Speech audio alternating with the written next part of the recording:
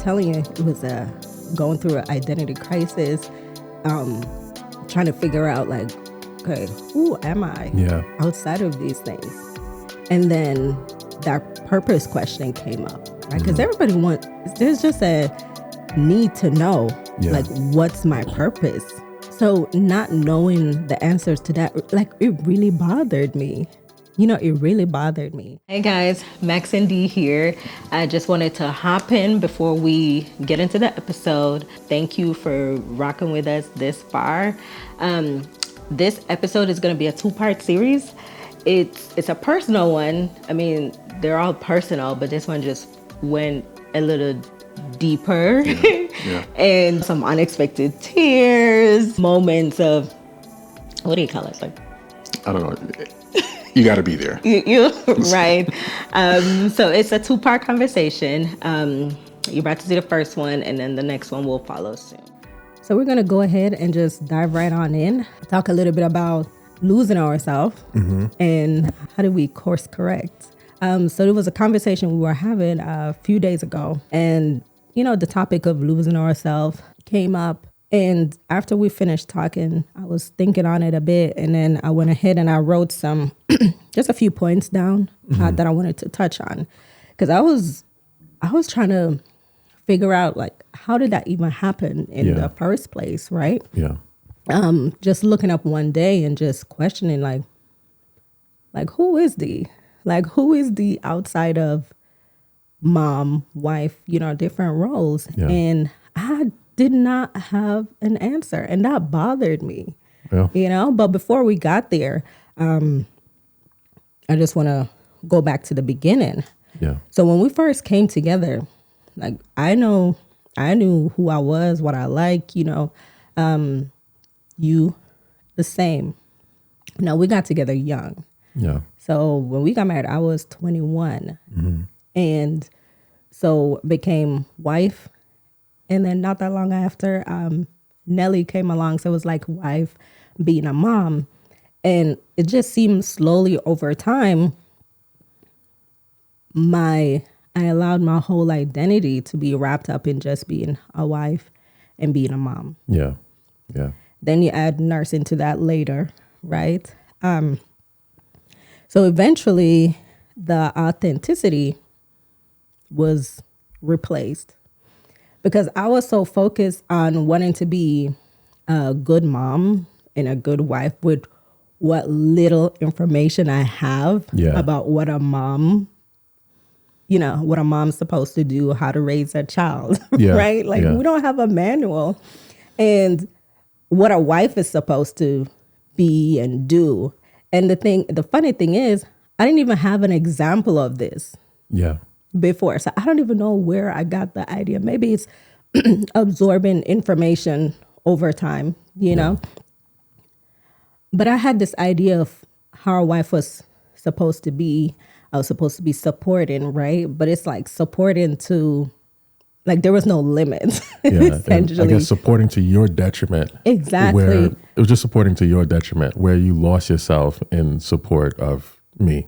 Yeah. And the kids, overgiving. I didn't have the words for this then, but I do now. And what I was seeing was that I didn't have any boundaries. There was no boundaries. There was no boundaries with you. There was no boundaries with the kids. Even certain family members, I was like a people pleaser. I had like people pleasing behavior. Everything was more, okay, all right, go with the flow, No, I had serious issues with boundaries. And I would overgive, like I would deplete myself. Like I would be tired and I would still say yes. I would let the kids run me ragged. Right. And it was always a yes. And then the other thing that I was dealing with, it was like comparison. So there were individuals, they meant well, but in conversation, there was always this comparison of, I was such a great mom, right? I did this with my kids. I did this. And it almost like, I'm your standard. You need to do it like how I did it, right? And if there was anything outside of that, it was like, well, I never let my kids do, things like that, Yeah. even though I know they meant well. But imagine hearing that all the time.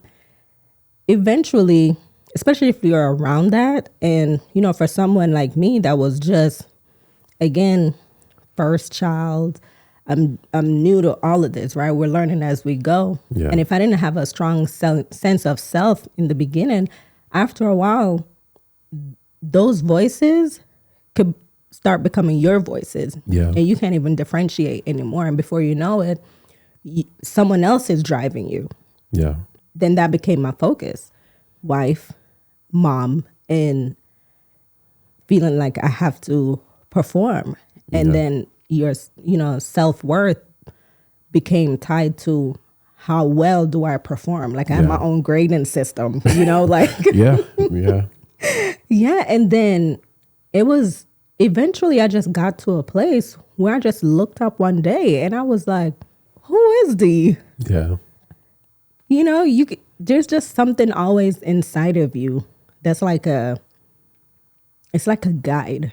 Mm-hmm. So it's probably at that time, it's like, okay, now we need to step in and we need to recalibrate this thing, right? I just got up one day and I was just like, who is Dee? Yeah. It was like an identity crisis at that point because I could not identify anything outside of being a mom and being a wife or being, what I am to other family. Yeah. And as simple as, what do I even like? Do you remember when you had asked me, and it was like out of the blue, you were like, "Hun, what is my purpose?" And I'm just like, I'm like, how do you know your purpose? Like, yeah, and I'm just like, like how do I answer this? Like, right. I remember that struggle. Like I remember. Yes, I'm telling you, it was going through an identity crisis, trying to figure out like, okay, who am I? Yeah. Outside of these things, and then that purpose question came up, right? Because there's just a need to know, like, what's my purpose? So not knowing the answers to that, like, it really bothered me. It really bothered me. And I sat with that for a while. I guess I just came to a place, I just felt that I needed to be authentic, like find my authentic self, right? And I had to go back to the beginning. I was like, what did I like before I got married, before I had kids, right?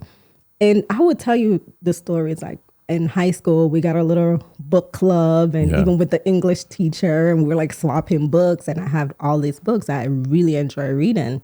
And mind you, I have not read a book outside of like school textbook. I have not read a book in years.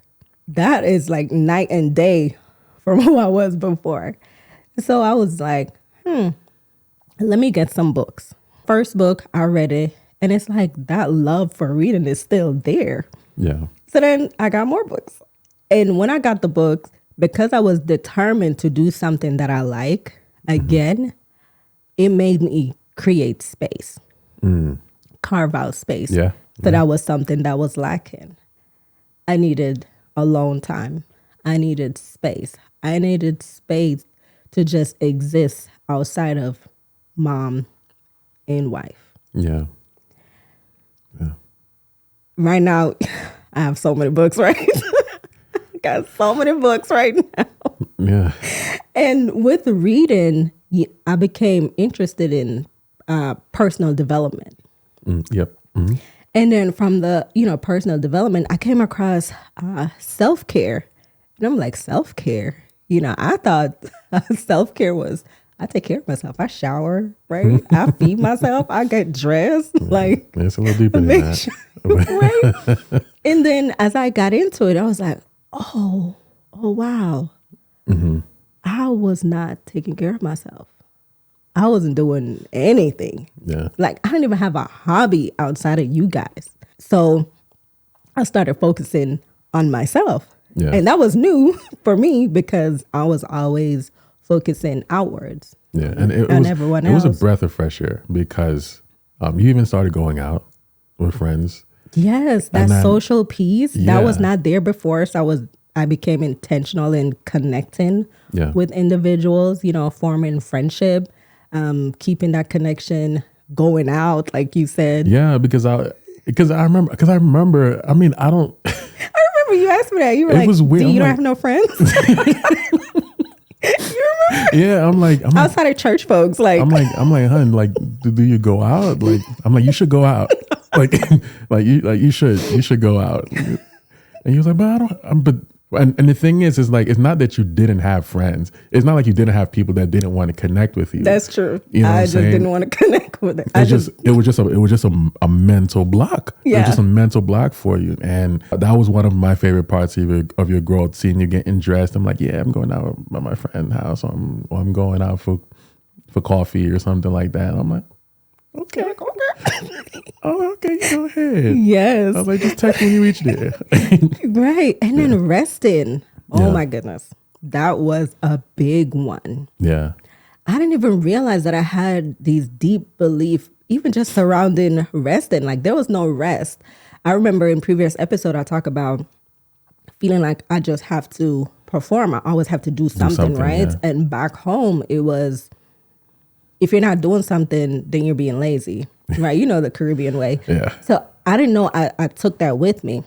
So there was belief around resting that I had to address, that no, it's not me just not doing something. Like resting is actually doing something. Yeah. And that I wasn't being lazy. That was another weird question you asked me. You was like, hun, how do you just... Not do anything. And I'm like, I don't know where you're going with this, ma'am. Like, I don't know what you're insinuating. Okay, but you were like dead serious. You were like, hun, like how Yes. how do you just stop and just go to sleep? Right. I'm like, I would have this list in my head of things I needed to do. Like, Yeah, yeah. And for me, I got to a place. Now it's intentional. It got to a place where it just has to feel good and it has to feel right. So if I'm working and I'm working my ass off and I'm starting to get frustrated, it's time to take a nap. Because the thing is like when you get back up, you have the energy, you have the patience, you're just in a better mindset to take care of what you need to take care of. You're not grumpy, Yeah. so that's oh my gosh, yes. Because my mood was getting affected and I didn't know, like I was running myself down, yeah. And another thing I wanted to touch on was saying no. So this goes back to when I didn't have any boundaries, right? Mm-hmm. And when I first started saying no, It was so I didn't cute. It was so said- cute. I remembered you got my first no. I remember you asking me something. You were asking me to do something. And I was like, no. And you were just so like taken off guard. Yeah, you shocked the matrix of the house. I'm like, no, this is not what's like- supposed to happen. Your face, you were like, mm? I was like, you told me no? And I was like, yeah, nope. I was like, aw. I know, you were being an a-hole. You were such a butt. No, I was encouraging you. No, it wasn't. That was like, what was that? You were like, oh. Yeah, you finally got some guts. Yeah. And what did you say? Tell them what you said. Felt good, huh? You were like, huh? Felt good, didn't it? Felt good to say no, didn't it? Like such a butt. And I was like, I mean, yes. I was encouraging you, man. Right. But I was like, yes, it felt good. So no. And after that, it was like, oh my gosh, that felt so good. Like so empowering. And what did I started doing like Oprah, right? I was like, you get a no, you get a no, you get a no. Everybody gets a no. Kids, no. Mommy, can you? No, not right now. Not right now. Nope. Mommy don't feel like doing it right now. You listen, you were so, but you know what? I took it as me giving myself as tribute. Okay? Because you needed something to practice on. I think you needed a punching bag that won't hit back. It Right. wasn't Let me tell you what it was. I realized, even though loved ones, they love you and they have the purest intention for you sometimes. But if you allow yourself to be depleted, like keep giving and giving, they will keep taking and taking. And then sometimes they don't know that they're, I guess, overtaken. They don't have a limit because I didn't set a limit. Yeah, going back to boundaries. Yeah. Right. So it wasn't that you became my punching bag. It was just that maybe you yourself have became used to me not having any limit. So when it was no, it was right. So I said that as that's a joke. Okay. But however, I made sure that I did not have any reactions Yeah. when you said no, because this was something, again, for years that I wanted you to, and I'm not taking credit for it, right? I'm not taking credit for it at all. But this is for years, this is something that I wanted you to find in yourself, where I didn't feel like I always had to protect you or speak up for you, because there are times where I'm not going to be there. I'm not going to be there to speak up for you. So when you were going through your process, even if on my end it felt like it was inconvenient, I tried to make sure that there was no reaction. Yeah. And I think you could have respected that because you don't say yes when you mean no. Like you never did that. So, so I think you could have understood what that was. Yeah, and it feels good. Yeah. It feels good. It did. And with that I just started exploring more. I started finding out what I like, doing those things, right? Even before we got together, like I love makeup, right? Yeah. And after a while I had stopped wearing makeup, right? And then Right. just as simple things like that. And I was like, no, I love makeup. So then I went back to makeup and looking at videos and practicing doing my makeup and stuff like that because that I love that stuff. Yeah. My kids, they love it too. Like, Yeah. and playing. Like I love games. So playing games, board games, but like just going back to the things that I had enjoy doing. And I just started incorporating that more and more. And then I wasn't as depleted anymore. I could have functioned outside of you guys. Like I don't have to be mom.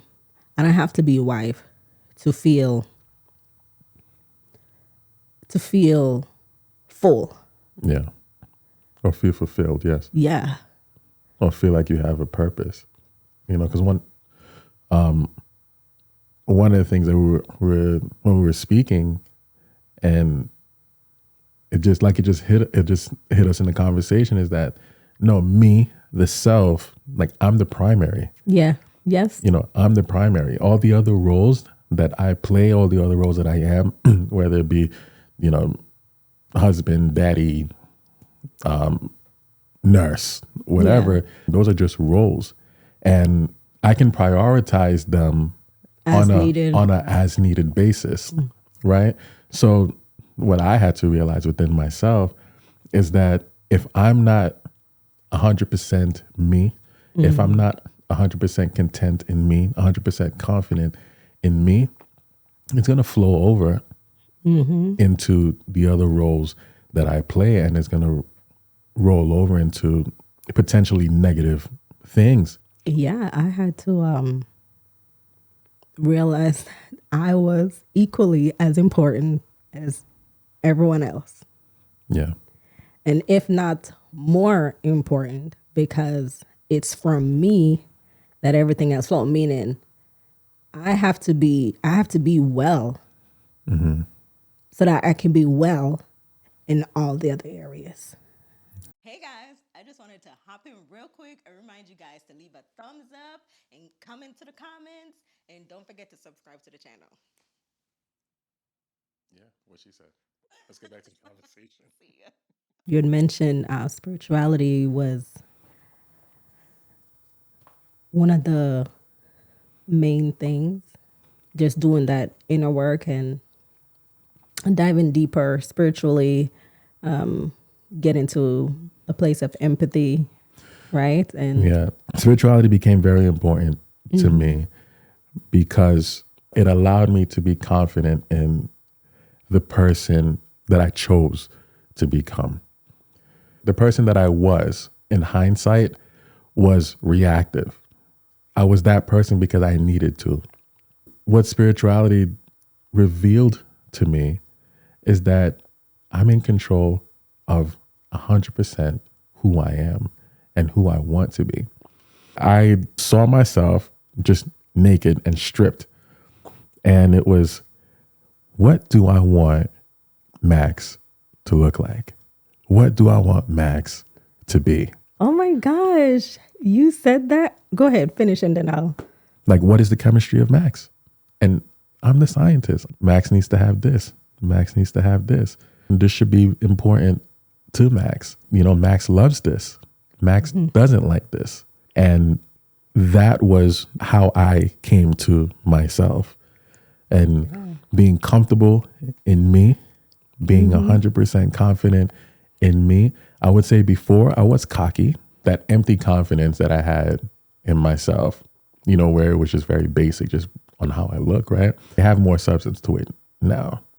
You know, it's not only how I look, but how I want other people to feel, how I want other people to feel And experience you. and experience me. Yeah. Yeah. So that's beautiful. Yeah. So you said what you just said, and I was like, oh my gosh. So I wrote something right here, and I'm going to read it because it's literally pretty much the same thing I said. So eventually I came to getting clear on how I want my life to be, how I want it to feel, how I want to feel, and becoming intentional about it. And being 100% truthful all the time. Yeah. And it's doing all these things, the resting, the boundaries and quiet time, doing all those things cleared me up. It removed some of the voices that didn't need to be there so that I could hear my own again. Wow. And that's how I wrote that piece right there. Because eventually I got to where I became clear on how I wanted my life to be, how I wanted to feel, how I wanted to feel. Wow. And started being intentional on that every single day. That's beautiful. And so you said that. I was like, oh, that's what I wrote. Yeah. We're all different, but we're still the same. It's like we just get to some place either a little later or different times. But the thing is, we get to the place when we need it. Yeah.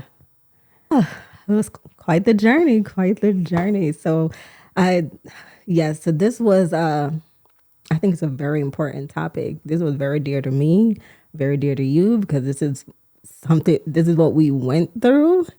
And we don't know that we're on the path of losing ourselves until we wake up one day and just realize, Who am I? like, what is happening here, you know?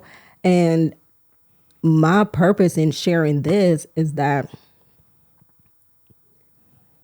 someone don't have to go down that same path, Yeah. you know? Yeah. Yeah. That's beautiful. One of the observations that I made from us in the prior life. Our prior life. Yep. I like that. Our prior Because life it's so different now. is that you remember there were questions that we used to ask each other, and we used to ask, like we used to do our check-ins, and we meant well, Yeah. by them, and we used to say like, hey, is there anything that you need from me? Is there anything that I need to do? Something to work on. Yeah, anything that I need to work on. Yeah. In hindsight, that was a trap, especially when it's coming from people who's ignorant to the things that they need. right? It brought me back to a story, true story of Kevin Durant. You know, I love basketball. He went to Golden State because he wanted a ring, right? And he ended up getting the ring. And one of the reactions after he got the ring, like he got to the summit, he was like, that's it. And that's human nature. There's nothing really that will make us happy. One of the life hacks is we have to learn to be content in ourselves, right? And I realized that we fell into that trap. And once we fell into that trap, that's when it moved away from love to performance, performance. And the deeper that we went into that rabbit hole, the further we got away from ourselves. And at least for me, there was a resentment that was created there because it got to a place where I felt like nothing that I was doing was enough. I ask you, hey, what can I do? And you say, hey, boom, boom, boom, boom, boom. And the next time I ask you, it changed. Hey, what? Not only that, the next time I ask you, like, hey, like, what do you want? I'm not really looking for an answer. I'm looking for like, hey, you got it. Right. Like. That's not what you got. It's like, yo, hey, you got it. But then it was like another checklist of stuff. And it's like, yo, when is this gonna be over with? Yeah. It's so crazy. Like, why did we do this to ourselves and to each other? Because I remember when I would feel some kind of way too. And it's, again, I'm looking back and I could see like, hey, I was doing some of these things to myself, but I would be upset that I guess I wanted you to be in my head or in my body and understand like, hey, I'm running on E right now. Don't ask me nothing, like enough. Yeah. And when I feel like that's not happening, then it was like, gosh, dang it. You just gonna run me to the ground, huh? Like you won't stop until I'm on E. Yeah. But you wasn't doing it. Like that was on me. Yeah. Hey guys, I just wanted to hop in real quick and remind you guys to leave a thumbs up and comment to the comments. And don't forget to subscribe to the channel. Yeah, what she said.